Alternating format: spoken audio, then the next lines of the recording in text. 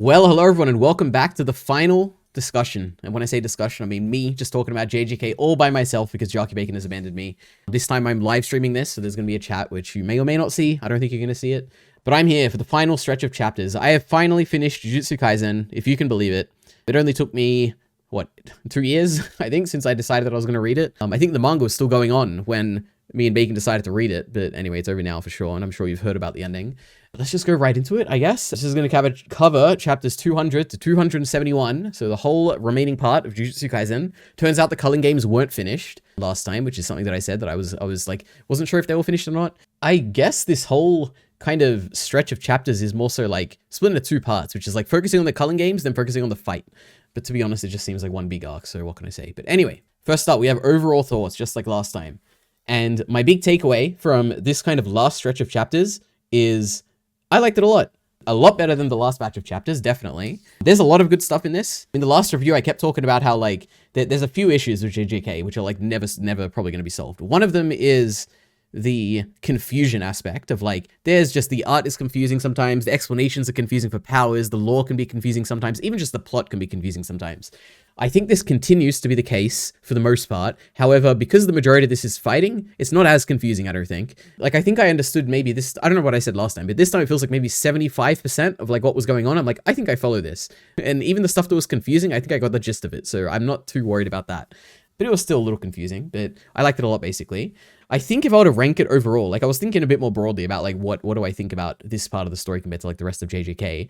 And I think hidden inventory is probably still my favorite part of JJK, but I think this is a second. Like I think this does surpass like Shibuya in terms of just amount of enjoyment that I think I got out of this, which is really all I really want from JJK, which is kind of surprising. I was not expecting this. Like the last batch of chapters, which I talked about, like the part 2 of this discussion series, I thought they were like good enough. Like there was some stuff I liked, particularly there were like a few fights where I'm like, oh, that was like pretty good. But there was nothing comparable to Shibuya, let alone comparable to something like Hidden Inventory. This stretch of chapters has a lot to just talk about and a lot of stuff, which is like, just legitimately good. I mean, I was really invested. Which brings me to my second point. Last time I was talking about how, oh, there's like very little emotional investment whatsoever in anything. Boy, did that swap around. There was a lot of emotional investment in this. Maybe it's because we're like right toward the end of the story and like there's a very good chance that a lot of these characters could die. Not that anyone really did, to be honest. I guess, well, besides Great Gojo, of course. But I was very emotionally invested. You know, big turnaround from last time. Kind of surprising. What else is there? Let's see.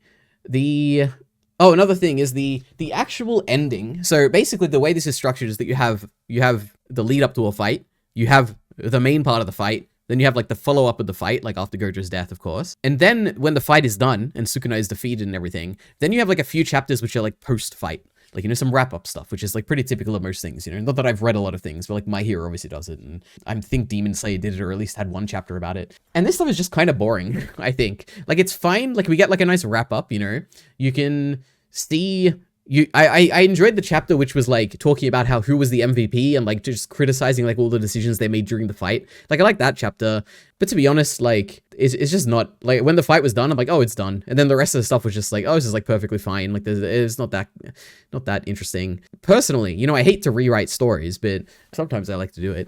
I personally think that the best ending for this story could have been when I think it would be the final chapter, like where the final chapter of the fight, I think would have made a better final chapter.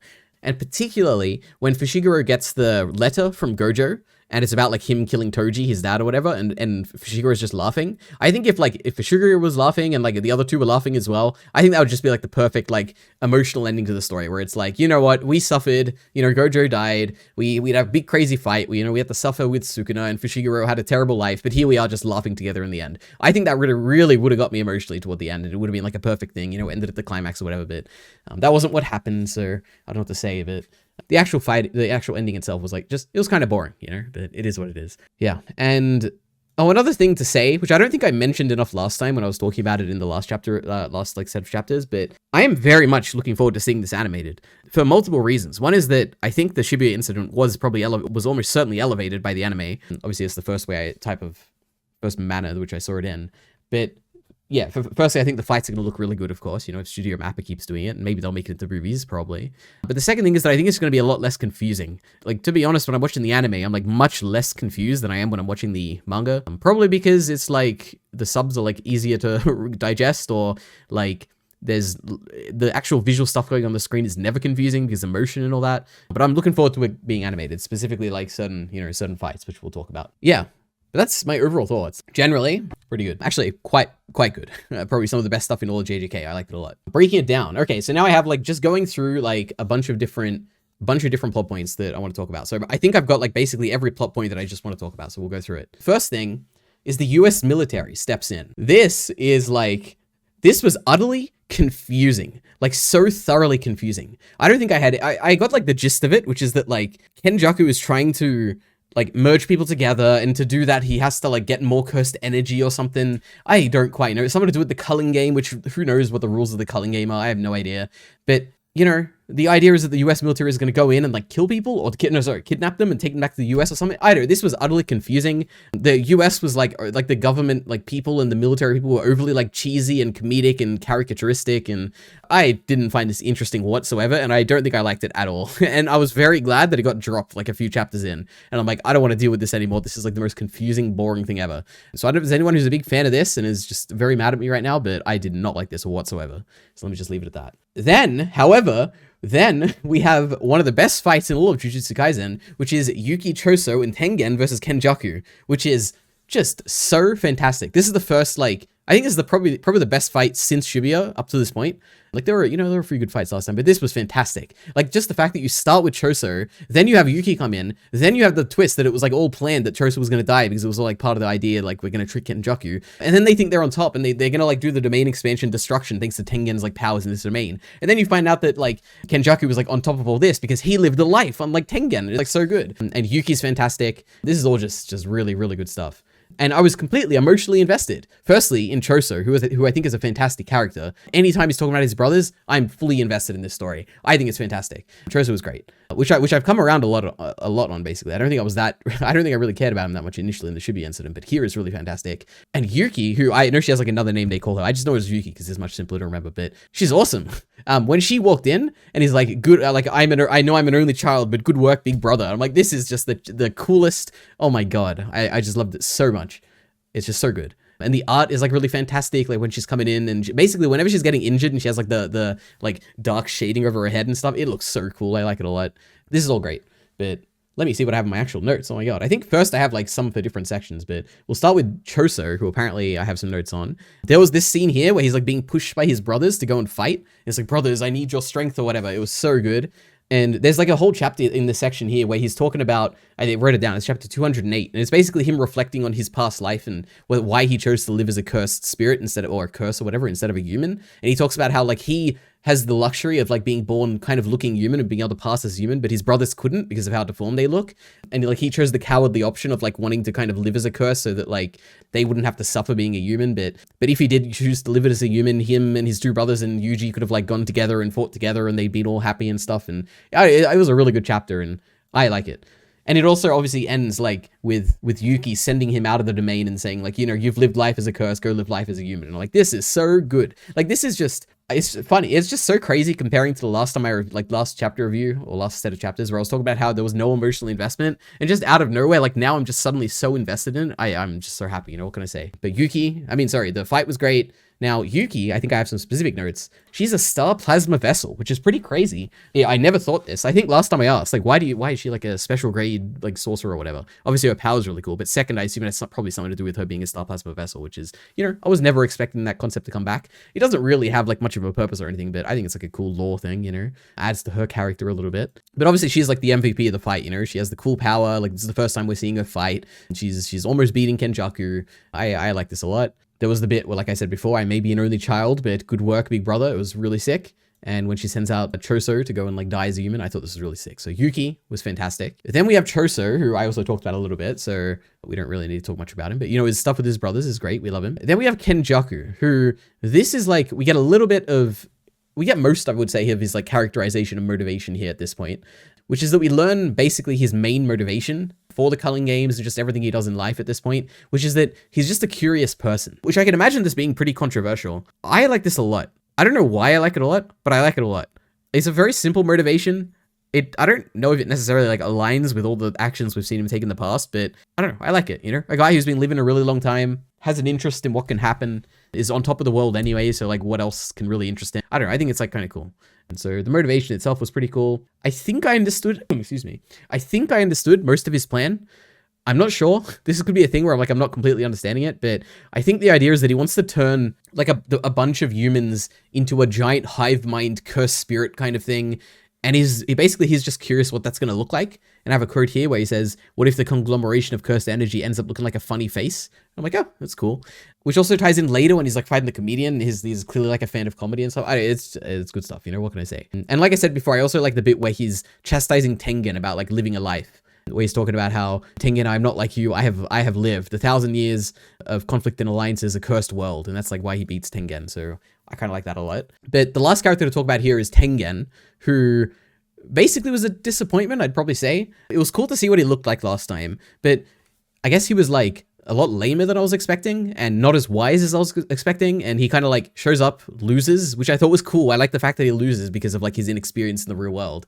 Just like kind of, it just happened and he lost and I was like, oh, okay. And he kind of looks goofy now in retrospect rather than like cool. I don't know what to say, but yeah. So Tengen was a little bit of a disappointment. That was the first fight.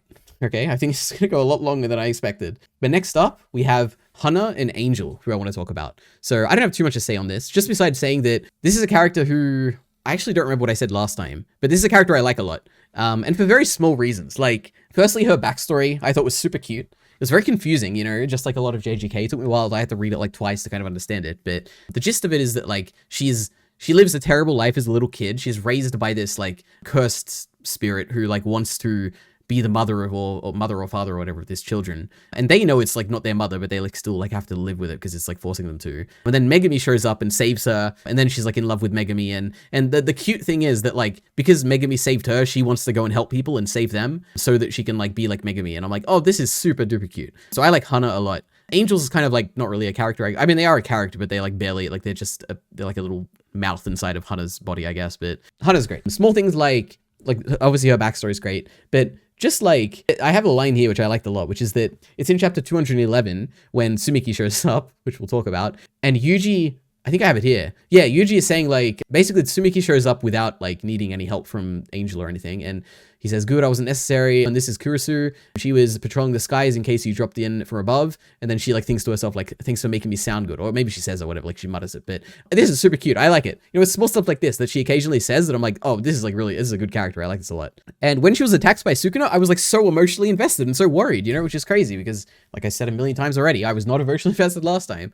So that was great. So we love Hana and Angel. But now we have the actual Tsumiki and Megumi twists. So there's like two twists that happen in pretty rapid succession. One is that we get the twist, you know, quote unquote, that Tsumiki is like possessed by a spirit. Like it's not Tsumiki. I mean, it probably hasn't been like the whole time or whatever. This completely lands flat for me, like in a hilarious way, because I had already assumed that she was possessed because like, I thought that was the whole, maybe it's because of my own lack of understanding of like what Kenjaku was doing with the people who were like unconscious, but I just assumed that everyone who was unconscious, like had been taken over or like or was like the angel or whatever, where there's like a person in your body or whatever. So I kind of assumed that she was already taken over. And the point is that we're going to like get her out of the culling games by like expelling the person inside her and then like she'll be free and we can like let her out of the culling games. But apparently this was meant to be a big plot twist and we're not meant to like think that. So when she comes back, I'm just thinking like, why are we doing it? Like, why do we think that she's just a person? And the whole time I'm just thinking like, why are we thinking that she like has to be saved from the culling games? Because maybe she's inside already. I felt like there was a chapter off screen that we missed that Megumi had like already caught up with her, which I guess we see like in the reveal chapter. But the problem is that like the reveal happens like right after it. I don't know. This is terrible. Anything to do with Tsumiki and Megumi is pretty terrible, especially Tsumiki. But the second thing is that Fushiguro, the big twist here, is that the reason Sukuna was so interested in Fushiguro was that he wanted to take over Fushiguro's body, and more so the reason is that like Fushiguro has a body capable of like hosting his soul or something like that. And this is like fine, you know, I thought the swap was like kind of cool. I'm like, oh, what a cool plot twist. But like, I don't think it really is a satisfying reason for why Sukuna was interested in Megumi. Like, it's not a reason that you can like predict or anything. It's not like, like only Megumi can like host Sukuna. Like, there's no way to really predict this. It just comes out of nowhere, and it just feels like, oh, like we were waiting this whole time for like this. This is like what was interesting about it. I don't know. This was not good. But let me see, what else have I got in my notes? Oh, the thing I'm utterly impressed with, though, because the author here, Gege, has disappointed me before when it comes to stuff like this, but I can't believe that he actually remembered the vow that Sukuna made with Yuji to take over his body. I would have, if you asked me before this happened, I would have bet like a lot of money that he completely forgot about that, or it was just like the same language thing he did with Todo and Choso, that like he's just a bad writer, he probably just put it in there and just like thought, oh, maybe I'll use this one day, maybe I wouldn't. So I was very impressed that this actually came back as like a vow that like was the reason he was able to take over like Megami's body. So what can I say? You are impressed with Gege here. What else is there? I also love as soon as when Sukuna comes back, immediately Fushiguro like tries to get a Maharaga on him, which I thought was great. Oh, and then my last thing about Fushiguro is just terrible. Okay, I don't think he is never at any point in the story interesting, and even at the end, he's very disappointing. The one interesting good thing about Megami is the final scene not the final scene, but the final bit of the wrap up of the fight where he gets a letter from Gojo about how he killed Toji and he like laughs. I'm like, this is cute. The one good thing Fushiguro does at the end is laugh, but other than that, he was just so boring.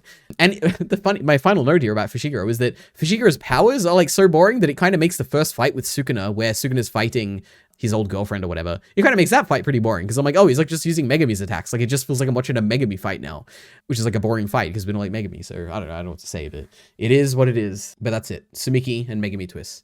Next up, so this was the bit that I was waiting for reading this, which is Gojo Returns. So let me just say, like, high level, from the return until the end of the fight he has with Sukuna, this is some of the best stuff I have ever read in my life. Not that I've read a lot of manga, but just in terms of story, this stuff is so fantastic. This is everything I had ever hoped for when I was like, when the build up of me knowing what happens. Obviously, I knew that Gojo was going to die at the end of this, and I was excited for this. I was like, I love Gojo. He's my favorite character. He still is my favorite character, let me say.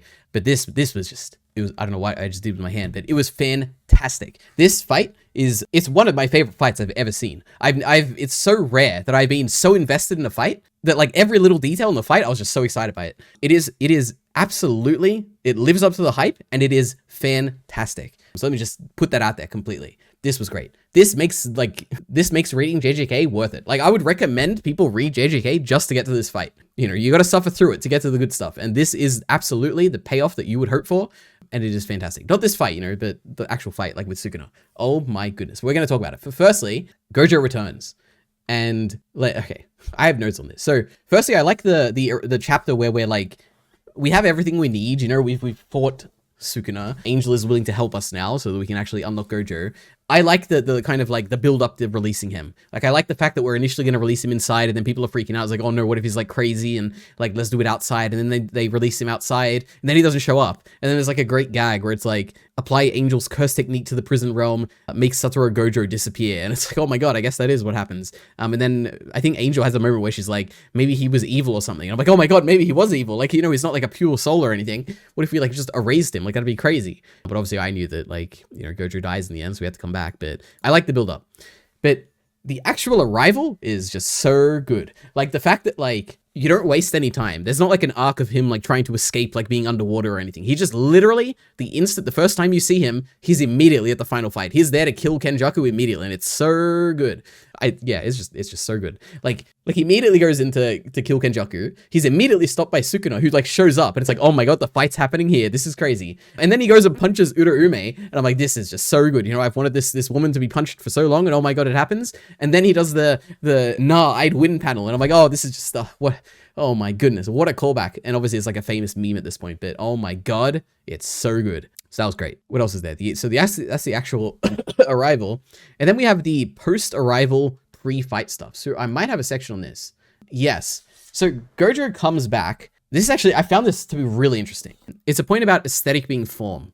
And the fact is that, yeah, Gojo comes back, but he doesn't come back the same. He looks different. And I think this is a really important point.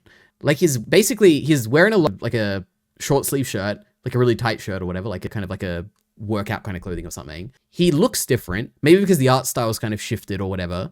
But the fact that he's like not covering his eyes, we see his eyes the whole time. This really sets a certain mood, and it's hard to describe. But I think what it does is like it's hard to say, because I knew that he was going to die at the end, but it creates an uneasy tone. Because going into the actual getting him back, I'm kind of expecting like the feeling I have is that, oh my gosh, I hope we get Gojo back because he represents like stability. Like I hope we get this guy back who's always been so stable and is always the same, and it's Gojo. You can rely on him. You know, he's always wearing those things on his eyes. He's always wearing the same outfit. You know, he is what he is. And then he comes back and he's not the same, and it's like a little different. And you also have that the preface of like, oh, is he going to be the same mentally? Like Prison Realm can take a toll or whatever. Like, is he going to have a moment where he snaps?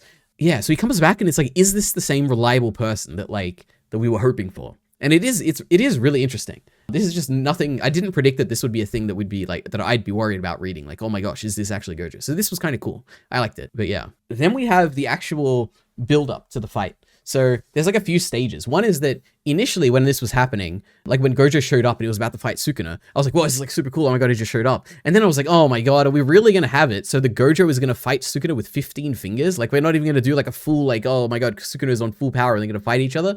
So I was like, immediately, I was like, oh my God, why are we doing this? I'm a little disappointed that this is going to happen. And then I was super happy because Gojo, for whatever reason, I don't really remember the reason. It was like, I just have things to do or whatever. He delays the fight a month. And I'm like, oh, okay, cool. This is good. Okay, we're delaying it a bit. Like we can get some cool build-up stuff, you know? And then the build-up itself was like super short, which was a little bit disappointing, you know? I was like it was still good. Like there was some stuff which was interesting. Like he goes and kills the higher ups. Like he talks about like Nanami's death and the principal's deaths, which was like his father to him or whatever. And then we get the really cool scene where he's telling where Yuji pushes him on the back and then everyone is like pushing him on the back. I thought this was really good, but the actual build-up kind of happens a bit quickly. So that was a little bit of a disappointment, but besides that, yeah. But the last thing in terms of the build-up is that just like, I guess it's kind of like the beginning of the fight or whatever, but firstly having, I don't remember his name, but the assistant manager guy like show up and like Gojo trusting him to like maintain the barriers or whatever, like that was super cool. And Utahime showing up and like doing the dance and ritual and like boosting Gojo's power even further. And I'm so glad that Utahime had something to do, you know? I love Utahime a lot. I don't think I talked about this when I talked about Shibuya, but I think I talked about it back when I talked about the anime part of it. She's great because we see her when she's younger and she's kind of like we're not insecure, but like something about it where she's like unconfident or whatever. And the fact that she becomes a teacher and like people look up to her, but we know like who she truly is because we saw her when she was younger.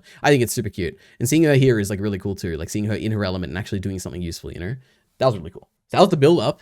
Now we have the actual fight. And immediately, this is fantastic. So Gojo like does a big hollow purple and wins the exchange immediately, which is so cool. And he like has this line where he's talking about how like Sukuna is the challenger, like so, like he's kind of the person to beat here. Like Gojo is winning and Sukuna has to come and like take the title of like the best sorcerer. And I thought this was super cool. Like if it's in terms of Gojo's character, I like it. And I just know that it's like annoying Sukuna and it's just fantastic. And it just the scale of the fight like feels very epic, you know, and I like it. The fact that I'm like pretty sure it takes place in Shibuya, if I'm remembering correctly. So, and I think that's like super cool. But what can I say, you know? Fantastic opening. I don't know what I actually have like sections on this fight, but no, we have the domain expansion stuff next. But I loved also the fact that like throughout this whole fight, we have a bunch of people commenting. Like we have basically like half chapters of like people speculating on what's going through the minds of these two fighters. I thought that was really cool. So yeah, we have that. Then we have the actual overlapping domain expansions. This was just, what can I say? It's just super cool. We basically spend like half a chapter speculating on like why they're not using their domains, and then they use it, and then it's like super cool, and like the two domains are like overlapping, and then like Sukuna's like extends outside the barrier and destroys Gojo's from the outside because barriers are like weak from the outside, and it's like also super cool because Sukuna is like a prodigy, and his domain is even cooler than Gojo's because he can like do it on it's like painting in the air or whatever. I don't know. It's really this clash of domains, which is super cool, you know, what can I say? Oh, Gojo also has a really good joke where he says that he can hit Megami because he looks like Toji. I thought that was very funny and cool. But yep. Then what is there? We have some sick art of Gojo like getting sliced into pieces by Sukuna's domain, you know, as he's healing with cursed energy. I thought this was awesome. What else is there? We have the super small domain when like Gojo is like shrinking when you're expecting it to be like super big or something, but instead he like does the opposite. It makes it like super strong and super small. That was really cool. What else is there? Oh, the brain damage. This was so good where it's like you're a little worried because Gojo is like initially being brain damaged, and then you're like, oh my God, he's actually losing, and he's like hunched over here, and I'm like, oh my God, what the hell's happening? And then basically the effects of infinity kick in, and now like basically the amount of damage that Gojo sustained so he can't do a domain expansion is now being done on Sukuna, and I'm like, oh my God, this is so good. But yeah, the takeaway here is that this fight just has, you know, a lot of twists, a lot of turns, and it's just a lot of fun to read. This is truly one of my favorite fights I've just ever read. So what can I say? What else have I got? Gojo. Oh, I don't know if I have a panel on this, but when Gojo used simple domain, like Miwa's simple domain, I thought that was so damn cool. Do I have any? Oh, I don't have any image of it. But this was one of like my like the hypest moments when I was reading this. I'm like, oh my god, that's Miwa's thing. And I know like other people use simple domain. Obviously, like Kusakabe or whatever his name is, he uses it too. But yeah, it was just so exciting, you know. Oh my gosh. Anyway, oh, speaking of Kusakabe, was that his name? Yeah, Kusakabe. I think I have like a whole section on him, but he is fantastic throughout this fight. You know, he knows all the obscure lore. He like talks about it, but more so the coolest thing is the fact that like whenever someone brings up something and he's like the one they go to like get the knowledge, and sometimes he just doesn't even say anything, but he, like, you know that he knows what's going on, and I'm like, this is so great. And then like I think back to that time where he was with Panda and like trying to avoid fighting, and I'm like, oh, this guy has like a big heart, you know, he doesn't want to fight, or he's like a bit, not even like he has a big heart. He's like, he's a coward, and I like kind of like it, but he's here regardless. So I don't know, I like Kusakabe a lot, and he was like a big part of this like fight and the back and forth, you know. So that was great. What else is there? Just in general, the general portrayal of like both Gojo and Sukuna as geniuses is really good, especially Gojo. Like the fact that they keep commenting on like how is he like rewriting the conditions of his domain so like rapidly, and when Gojo is like healing his own technique by like using the reverse curse technique on his brain, and it's like, this is like super cool. Yeah, really good stuff. Brain damage, true.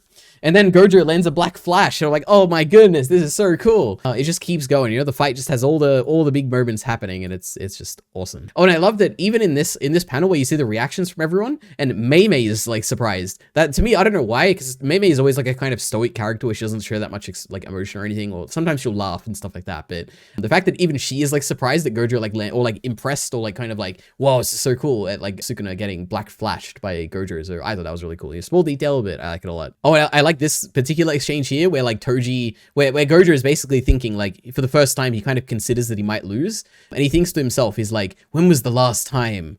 And it's like Gojo himself was aware of that prospect. And then he like thinks to Toji, and it's like obvious answer. And I'm like, true.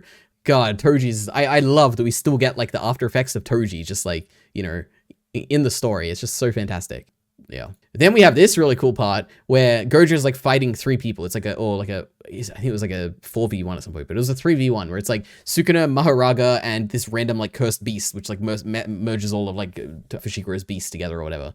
I like where Gojo like calls this beast out, whereas like obviously we have Sukuna, who's like a god basically, and we have Maharaga, who's also basically a god, you know, on Gojo's level. And then we have this beast who's like slightly slower than them, and Gojo's like, you haven't been able to keep up like the others, and then he like shoots it and kills it. I'm like, this is so good. Oh my goodness. Sounds great. Then what else is there? We have the, obviously, you know, we're getting toward the end of the fight. We have the giant hollow purple, which was great and fantastic, and I can't wait to see this animated. Oh my god. And then we get the conclusion, which I liked. Oh my goodness. So obviously I knew Gojo died. I think this would be a completely different experience if I had no idea. I don't even know what it would be like. It'd be so crazy. And I feel like but I feel like it'd be such a rare thing to not know, because I feel like everyone knows that Gojo dies. It became so famous that like if you're into anime and manga, you probably know that he dies, right? I have to assume. Like it was so hard to avoid spoilers. I tried really hard, okay? I had like a million words muted about JJK, and I still got spoiled.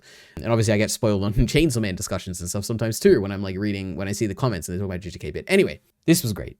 I love the fact that the last chapter ends, the previous chapter, with Gojo thinking that he's won, and us as the audience, you know, thinking that maybe he's won. And then immediately the next chapter we open with the immediate admission that Gojo lost. And he like shows up in heaven. He's like talking to Gojo, to his friend here, Geto, and he's like mad about it. He's like angry that he like lost. I thought that was really cool. I really also like the fact that like Gojo isn't like, he's frustrated, but he's more frustrated the fact that like Sukuna didn't get to go all out on him than the fact that he died. He like immediately accepts the fact that he died. I basically really like that. He could have been really sour about it, but he wasn't, you know, he was like kind of like content with it or whatever. That was really cool. I also super appreciated and thought it was really cool that we got to see Amanai and I wrote her name, Kuroi, together in this heaven-like place, which was, firstly, it was like really emotional. Like I'm like, oh my gosh, you know, that was Amanai. Oh my God. But also the fact that I was always wondering, like, what happened to Kuroi? Like, did we always get this idea that like, we heard that Toji said that, oh, you know, she probably died or whatever. Like I didn't really care for what I was doing when I was getting here. Maybe I probably killed her. But we never really found out. So to get the confirmation that she died was like, oh, okay, we're getting like a nice wrap up for Kuroi here. And if you don't remember who that is, that's like the woman who was basically Amanai's mother. Like she thought of her as her mother, and she was in the hidden inventory stuff. So I thought that was really cool. And then what else? Oh, yeah, and then basically we had the wrap up here. So it was an incredibly difficult technique to obtain, but I did have quite the wonderful model. You are magnificent, Satoru Gojo. I shall never forget you for as long as I live. I'm like, true, neither will I. But oh my God, what a fight. Even just like, I was spoiled on this. Like, I think I've seen both of these panels before. Maybe I've only seen like, I don't think I've seen Sukuna's design, so I don't think I've seen him there. But this is, like, the art is so good. Like, this panel is just, iconic, you know, what can I say? And obviously this one's become iconic too, but that was the fight. Next up, Takaba versus Kenjaku. So basically, if you don't remember, Takaba's the comedian guy, you know, the comedian powers. Firstly, I loved this fight. Secondly, I did not think that Gege had it in him to make such bold of an ending to Kenjaku, I have to say. I loved the ending to Kenjaku. This was fantastic. As soon as like the comedian guy showed up, I was like, oh my god, please make this the guy who beats Kenjaku. Oh my gosh, I'll be so happy. And it was that. I was very happy. Immediately, we start with something really good, which is that Takaba does a bow, and then Kenjaku like is appreciating his bow, and it's like talking about how it's a perfect bow. I'm like, this is so funny and great. And then basically we get like back and forth shenanigans where Takaba is using his power to put them through like a bunch of sketches, and eventually like those sketches are really funny and great. But eventually we get to this show, which is like a live show or like a live audience show where the two of them are like a comedy duo. I don't think I understood like a single bit or a single line of comedy that was going on here. I think the translation was like incredibly. It must be like a thing where it's like the comedy in Japanese is very hard to translate into English, because I don't think a single joke went in my head and stuck there. But regardless of that, like I think this entirely adds to Kenjaku's character. It frames him as like someone who is like a fan of comedy, like I said before, which makes him just more interesting. Like he is curious, you know, like I said, like he's curious what happens when you merge all the people together. You know, he's just like an interested curiosity. And he also likes jokes. Like he's got two elements to him. He's a deep character, you know, what can I say? It's great. What else is there? And then I liked at the end where Kenjaku thanks Takaba. It wasn't 1,000 years worth of fun, but I'm glad I fooled around with that guy at the end. I'm like, oh, super cute. So I liked Kenjaku's ending a lot. It added stuff to his character. It was a really crazy kind of duo ending. I thought this was fantastic. I liked it. All right. Then we have Higuruma. Higuruma, that's his name, versus Sukuna. So the lawyer guy from last time I was talking about. This guy came out of nowhere, became the MVP for a bit, and then like disappeared, and it was really great. So I like this guy a lot. It was basically a mini arc where like he's the focus of it, and there's like certain bits I like to it. So I like the trial of Sukuna, which only lasts like a little bit, but it was a cool like idea of having the three together back in Shibuya doing the trial of like Sukuna killing all those people. And this time Sukuna doesn't really care. He just like immediately concedes to it, and then like the sword comes out, and it's just a good fight basically. I liked when Higuruma is being compared to Gojo because like he developed the, what was it, like I think I wrote it down. He developed or recreated domain amplification from scratch by the man who has talent equal to Satoru Gojo's. So I liked him. I liked the aura that was built around him, you know.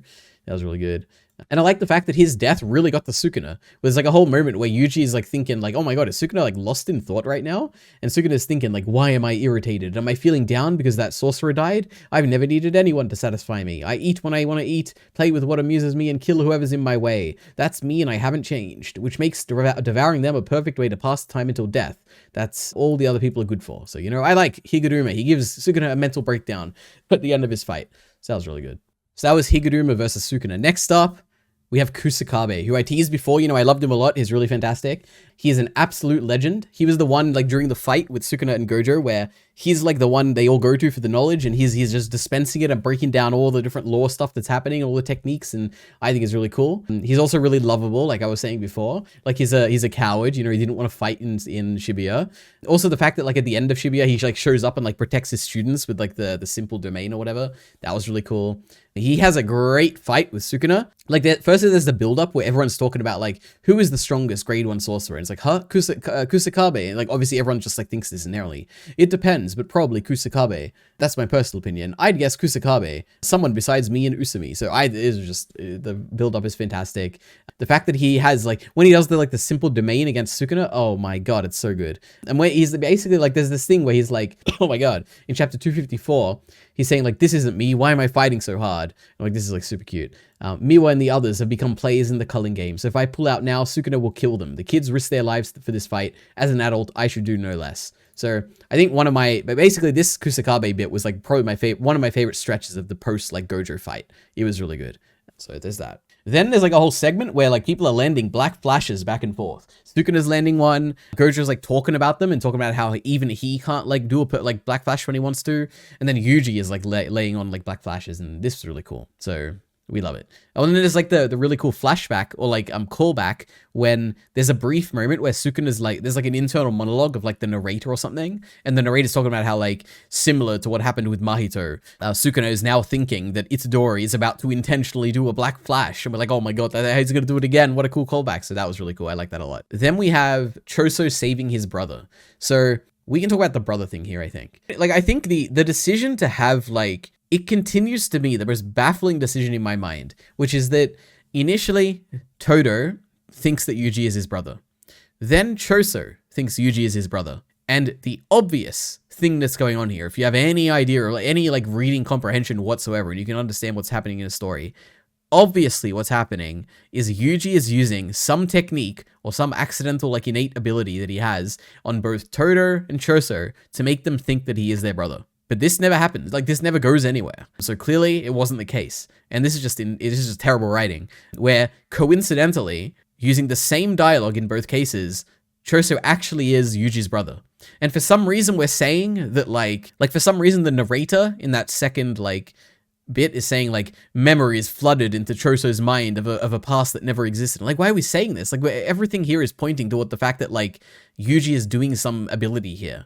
But it like just doesn't happen. It's so stupid. Like, it is the dumbest thing this story does. And it like made me lose basically all faith in this writer as like a person who knows what they're doing. But regardless, with that out of the way, I actually really like that they're actually brothers. It's super cute. Like, all this stuff where like, but I'm like, oh my god, Choso is anytime he's talking about Yuji as his brother, and when he's talking about like his brothers and stuff, like his other painting brothers, I just like it a lot. And I was really emotionally invested. And when he died, I was super sad.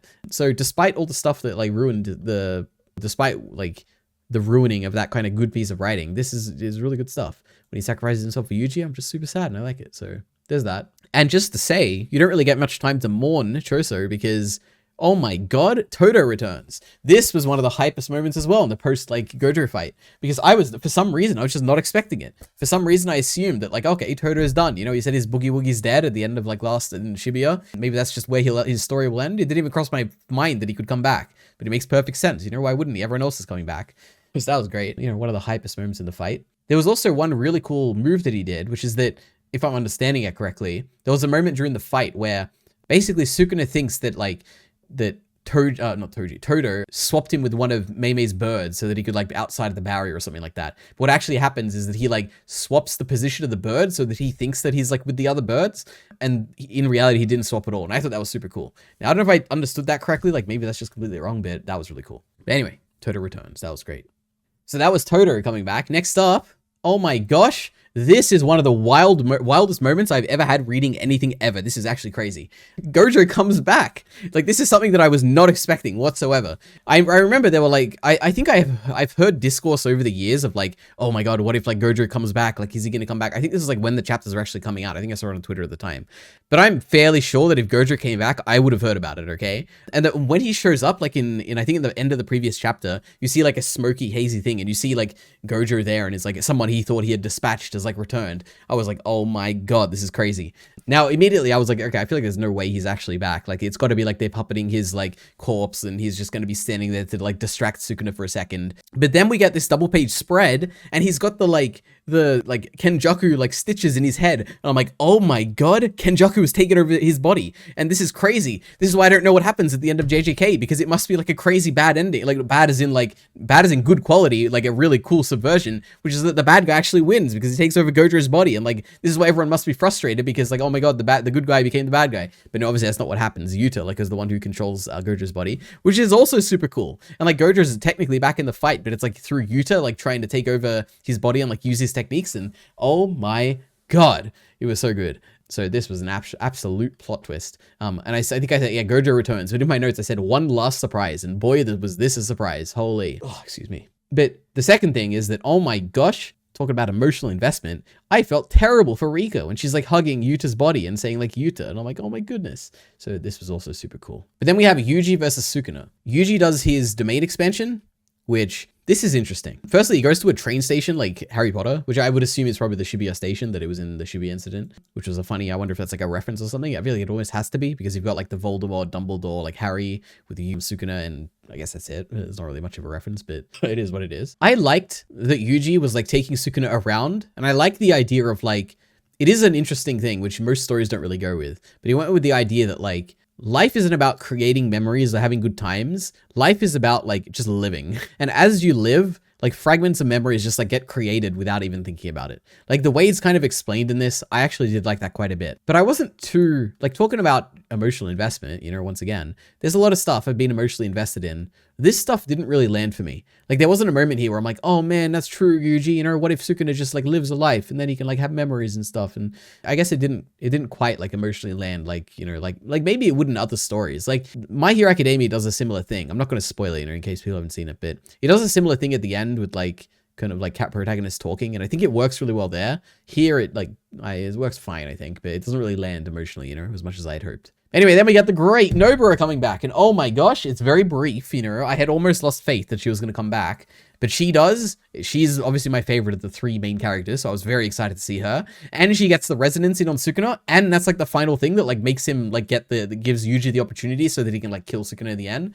Oh my god, it was fantastic. So I'm very happy that she comes back. And a very cute, like, small detail, which is that I also love the fact that Megami, like, interrupts the surprise they were going to do. And it's, like, very funny. I just find it super cute that she's, like, in the box and, you know, they were going to, like, literally surprise him. And he, like, catches them mid, like, operation. So that was really cool. So I like that, too. Then we have, you know, I already complained about this, but we have Fushiguro. Let me just say, and these are, like, a bit blurry because I forgot to actually include, like, a slide on Fushiguro, but what can I say? He is utterly boring and disappointing from beginning to end. He is not an interesting character. He never became an interesting character. His powers are boring. His fights are mostly boring. The coolest thing he ever had was the relationship to his dad, but he never found out that was his dad, you know? Who knows?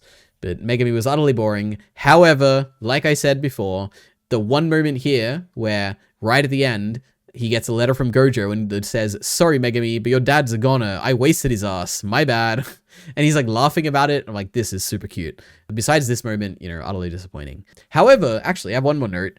There is one moment during the fight, which I think was very effective, which is this moment here, where it's just so utterly depressing. Like the fact that he has given up on life, basically, you know, it's a very generic thing. Like this happens in stories and the idea is that we're going to give him the motivation back. But I like the idea that midway through the fight, Yuji's like going to try and save him, but he's just had enough. And it gets to me a little bit, you know, I'm like, oh man, you know, depressing life. He has suffered, you know, poor guy. So yeah. And then we have the final thing I want to talk about, which is Sukuna's resolution. This is interesting. Sukuna basically decides that if he lives again, he might like change how he lives and he might like rely more on love or something, or like he'll live a life of love, I think is something like that he says. And we get this flash to like, and I can only assume is like the other woman, the girl that we saw. Well, maybe it's just like someone else, or maybe it's like Kenjaku or something. I don't know who it is. But he basically is reflecting on like, oh, you know, he had two choices of like living a life of love and he like chose not to. And if he gets a second chance, he'll do it again. Intellectually, like I like this as like an idea. I think it's cool. Doesn't land much at all. Like, I don't really feel anything for Sukuna. Like, it's not like a big thing at the end where I'm like, oh, poor guy, you know, if only he lived life a different way. I don't really feel it. I don't know why that is. I am curious. Like, I feel like maybe in the anime, this will be something that affects me when you have like the music playing and maybe like Sukuna, I'll understand him a bit better because like I'll be less confused about certain things. I don't know. It didn't really land. And the final page is like, I get it. It's like a reference. Like, I think this is initially where the finger was held back in like season 1. So like to have that same finger be back there is like a nice callback to the beginning. It's like a little weird. I'm like, why are we like worshiping this finger? Or not worshiping, but like, why are we like respecting this finger as like the final thing we're going to show in this manga? It felt a bit weird to me. So yeah, I don't know. I like the callback, but it's like just weird. I don't know. It's weird. Weird ending. Not the best ending. You know, when I say ending, I don't mean like this final arc, because this final arc was fantastic. Just like the final like few chapters, like post-fight. I'm like, not really the best, but this doesn't matter because the rest of it is, oh my gosh, amazing. Now we have some miscellaneous notes. Firstly, oh my gosh, it's so, goddamn. This damn, can you see my mouse? You can't even see my mouse. How do I turn my mouse? I can't even turn my mouse on bit. Oh wait, I can. This damn brother cracks me up. Whenever he is shown on screen, like he gets shown like a few times throughout this. He just cracks me up. He's always just like, he's always so jolly and happy and smiling and he looks so weird and creepy. I like him a lot. One of Choso's little brothers, you know? I think if I went back and watched that fight in the anime, I'd probably just be cracking up the whole time. Oh my god, he's so funny. That was great. What else is there? I think I have a few slides, but I don't think they're in order. So what's next? What is this? Oh, I like this super cute like thing where it's like Uruume is like kind of, it's like a little thing where Sukuna is like kind of glad that she pays attention to a lot of details and she's like super happy about it. And it's like an hour saying like super happy. And I'm like, oh, that's like super cute. What else is there? Oh, I liked Miguel showing up. That was really cool. And I like this like panel. I don't know what it is, like the framing, the moving, the idea of like a beat or whatever. Like I think this is like super cool. I like this. Okay. Is that it? Actually, I think that's all I got for the pictures. So let me just go over my actual miscellaneous notes. I love Uruume and Sukuna making fun of Yuji, where they're like, oh, you know that Harima statue? Yeah, around the mouth. Haha, yeah, you see it, right? I thought that was really cool. Chapter 215. I love the chapter where we got a flashback to Sukuna in the olden days, just seeing him like kind of like bored and like walking around, and when the girl goes to hug him and then to get sliced, like it was really cool. I like that a lot. That was a good flashback. What was going on with Sukuna being turned into a cursed object? This confused me because at some point in the culling game, there was like something that made me think. There was like, I think a character said like, oh, you know, we can't all be like Sukuna and like turn ourselves into cursed objects. Like some of us has to rely on Kenjaku to do that for us. And I was like, okay, so I guess that's really cool. Like Sukuna is like really good and like he's so complicated and he's so like advanced in his techniques that he like managed to cheat death by turning himself into a cursed object. But then in chapter 228 or something, that's what I've written down here. Apparently we get like the reveal that Kenjaku is the one who turned him into like cursed objects. And I'm like, what? So like he wasn't that good and he like had to rely on Kenjaku as well? Like it was a bit weird to me. I don't know. I didn't like that at all. Maybe I didn't understand it. The second thing is, did Sukuna tame Maharaga? Is that like the implication? Like off screen he must have tamed it? Because during the whole fight it never attacks him. It only attacks Gojo. That's not much of a thing. Like I can easily, in my headcanon, I guess he just tamed it, but it's weird that we never got confirmation of that. I guess the point is that like he wanted to save the reveal that Maharaga was going to be in the fight, so we didn't like think about it. But I guess I just assumed that he was going to be in the fight because he like begged him. It's like Miss Trump card. In chapter 238, we have a chapter talking about love. That is true. It's not interesting. Reminded me of that boring shit Maruto used to say about souls and stuff. That is true. That was really weird. Was Sukuna able to adapt to infinity because Maharaga could, or was it just Maharaga? This was a little bit confusing in the Sukuna Gojo fight. Was Sukuna himself like adapting to things like infinity, or was like Maharaga adapting to it? It was weird to me. I guess I didn't, there was like little details like that I didn't understand. Maki's blow on Sukuna was like super sick, where he like shows out of nowhere and like stabs him in the back. That was awesome. In chapter 252, there were more of those like draft pages that people were telling me to read the volume versions, which I did not read the volume versions. Okay, I will never read on the piracy site. I went and read on the Great Shonen Jump. But there were more draft pages on 252. And my question here is, I don't know if anyone will have an answer to this. Is this a decision from like Gege? Or is this the decision from like Shonen Jump that he like literally can't take weeks off? Because this is like, if it's Gege's like decision because he like doesn't want to disrespect the fans or like be unprofessional by waiting a week, then like I blame him entirely, and it's like embarrassing that there's like unfinished pages in this work.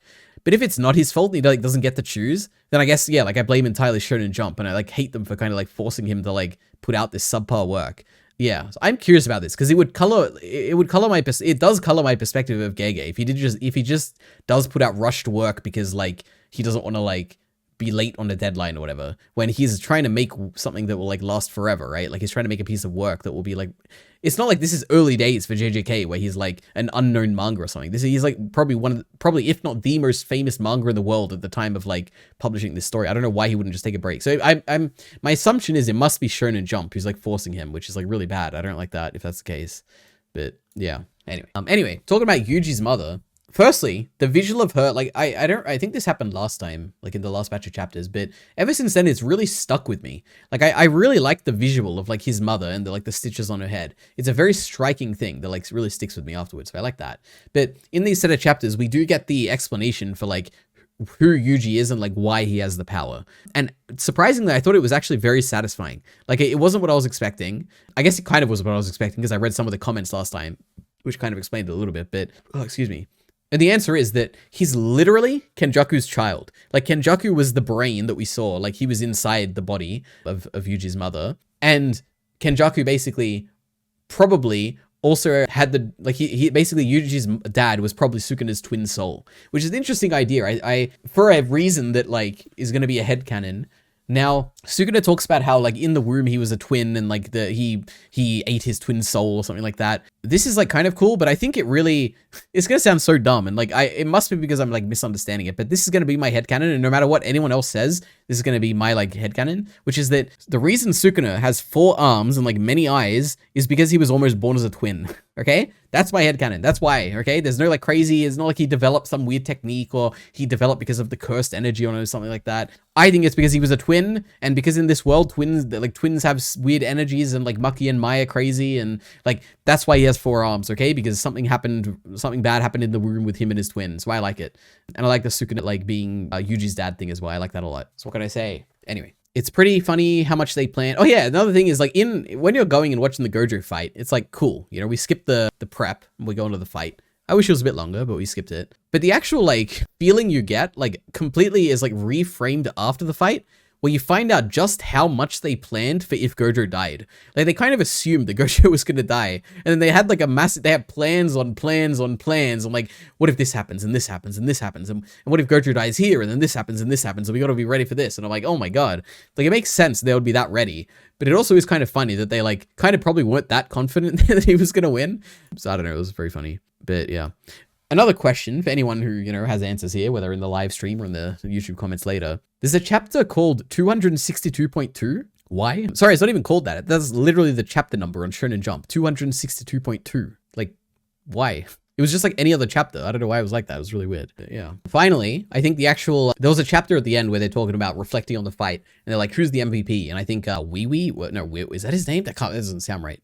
Mei's brother thinks that he's the MVP. But in my opinion, there's like 3 candidates for MVP. One of them is probably the most obvious. I mean, if we discount Gojo, who's obviously like the MVP, but Kinji, the 3rd year, is like almost certainly the MVP. He was holding back Uraume the entire time, and that is literally the only reason that like Sukuna won. I think if Uraume was there, there's like a 0% chance that after Gojo dies that anyone's gonna win. Like she's just so strong, and like Sukuna was so close to winning alone. Like I don't know. I think he is almost certainly the MVP. But the second would probably be Kusakabe, either for breaking down the situation for the audience, which is like the MVPest thing ever, or just his fight with Sukuna like midway through, like where he shows up at an important moment and like fights him. I thought that was super cool. Or maybe Yuta as well. Yuta had like obviously a big part in this when he took over Gojo's body. Like that was a really big part. These are, I think, my 3 like candidates for potential MVPs. But yeah. And then I have a note here. I said, why do we have a whole chapter, basically, chapter 269, about the proprietary nature of simple domain? This was so weird. It was like a whole chapter where we're talking about like the contracts that are like involved in the passing down of simple domain, and Mei goes and kills like the person in charge. And I'm like, why are we doing this? Like, is this really that important right now? Like the 3rd last chapter of like JJK, we're spending time on this. Unless it's like super important, it just went over my head. I don't know, it was really weird. And my final note, which I've talked about to death, the Todo Choso brother thing will forever baffle me. And it is the weirdest writing decision that has ever been made in the history of Shonen Jump, I'm sure. But there we are. Anyway, that was JJK. Oh my god, I struggled through this. But oh my god, I had a lot to say. And oh my god, was that great. And was that fight one of the best fights I've ever seen in my entire life. What a story. I know there's a sequel series. You know, Heath has filled me in. My friend also filled me in. Am I going to do it? I don't know. Maybe. I think what I'm going to do is I'm going to read the first chapter, see if I like it or not. And if I like it, then maybe I'll do it week to week. But I mean, to be honest, JJK was like, I don't know if I could. I don't think I could have done JJK week to week. Okay. You know, it all came together in the end, but my goodness, was it a journey. So we'll see. Who knows? Maybe I'll do it. Maybe I won't. It is what it is. But regardless, thank you for watching, everyone. See you for the next series, whatever that may be.